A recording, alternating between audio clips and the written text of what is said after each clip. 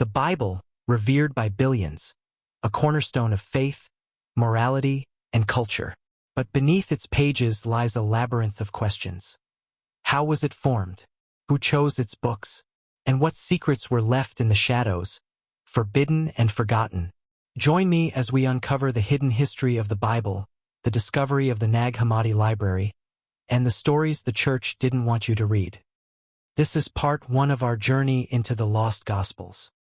At first glance, the Bible appears to be a single book, but it is, in fact, a collection of texts, a library spanning thousands of years, cultures, and authors. Divided into 2 main parts, the Old Testament and the New Testament, it reflects a tapestry of history, poetry, prophecy, and teachings. But here's the twist. This sacred library wasn't compiled overnight. It evolved, shaped by debates, councils, and decisions influenced as much by politics as by faith. The Old Testament reflects the history and laws of the Jewish people, while the New Testament records the life and teachings of Jesus Christ and the early Christian church. But have you ever wondered how these specific books were chosen, and why others were left out?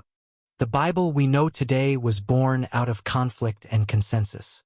In the 4th century CE, under Emperor Constantine, the First Council of Nicaea played a pivotal role in defining Christian orthodoxy.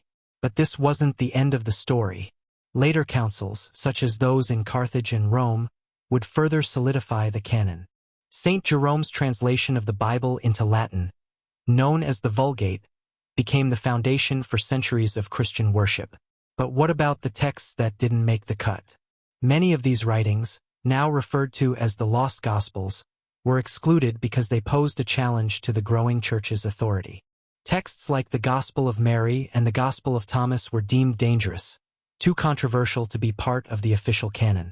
Fast forward to 1945, when a groundbreaking discovery was made near Nag Hammadi, Egypt.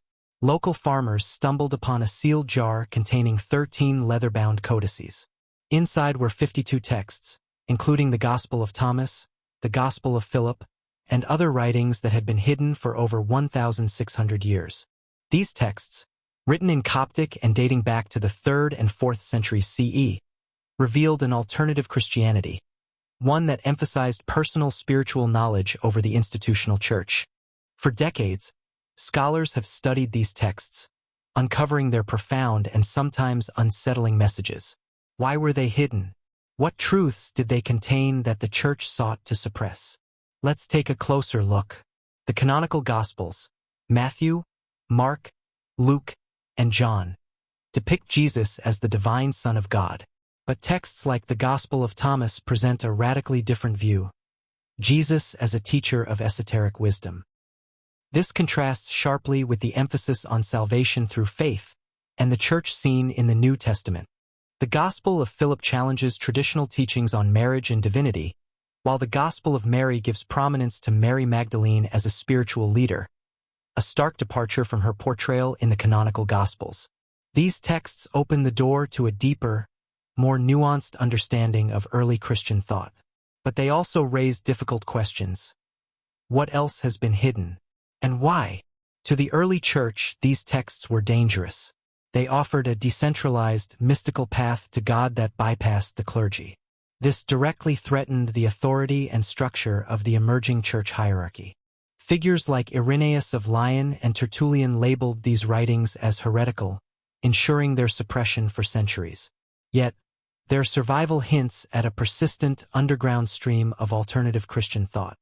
The Lost Gospels remind us that early Christianity wasn't a single unified movement. It was a rich, diverse tapestry of beliefs, ranging from the Jewish Christians to the Gnostics. Each group offered its own interpretation of Jesus and his teachings. This raises an uncomfortable question. Is the Bible the definitive word of God?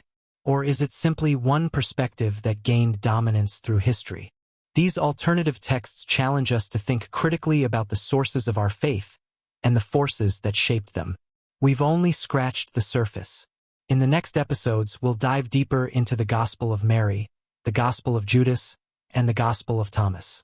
We'll explore the mysteries of Gnosticism and the enduring impact of these hidden texts. Subscribe, hit the bell icon, and join me as we uncover the truths that history tried to bury. The lost Gospels await. What do you think about the inclusion and exclusion of these texts? Share your thoughts in the comments below. Don't forget to like, subscribe, and stay tuned for part 2 of the Lost Gospels series.